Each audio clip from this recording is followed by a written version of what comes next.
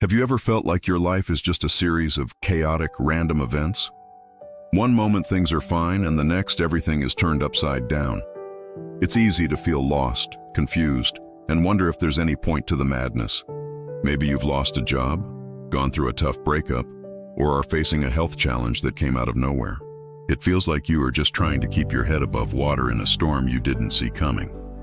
In these moments, it's natural to question, God, where are you in all this? Do you even see what's happening? This feeling of being overwhelmed by chaos is something we can all relate to.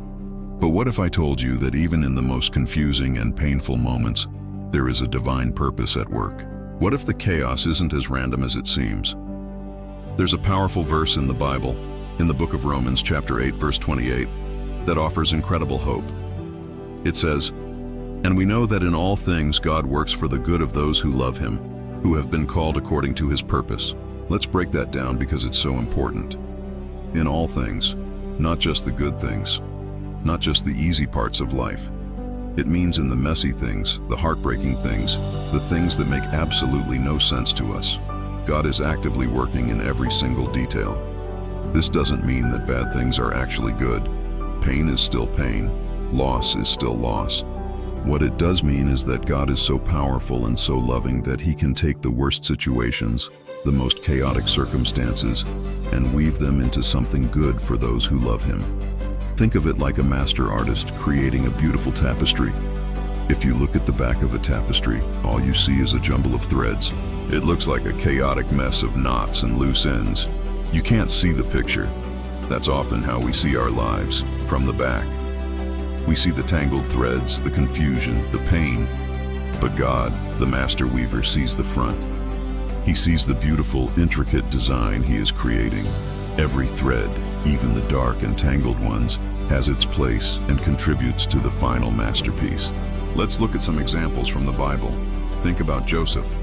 His own brothers sold him into slavery. He was falsely accused and thrown into prison. His life looked like a complete disaster. From his perspective, it was one chaotic, unjust event after another. But from God's perspective, every single step was part of a grander plan. Joseph eventually rose to become the second most powerful man in Egypt. And because of his position, he was able to save his family and the entire nation from a devastating famine. Later, when he confronted his brothers, he said something amazing. "You intended to harm me, but God intended it for good." He saw God's purpose in the chaos. Or think about the Apostle Paul. Before he became one of the greatest missionaries in history, he was a man named Saul who persecuted Christians. His life was driven by hate, but on the road to Damascus, God intervened in a dramatic, chaotic way. A blinding light, a voice from heaven. It was a moment of total disruption. But out of that chaos, God created a new purpose for Paul's life, turning him from a persecutor into a passionate proclaimer of the very message he once tried to destroy. So, what does this mean for you and me today, right here, right now?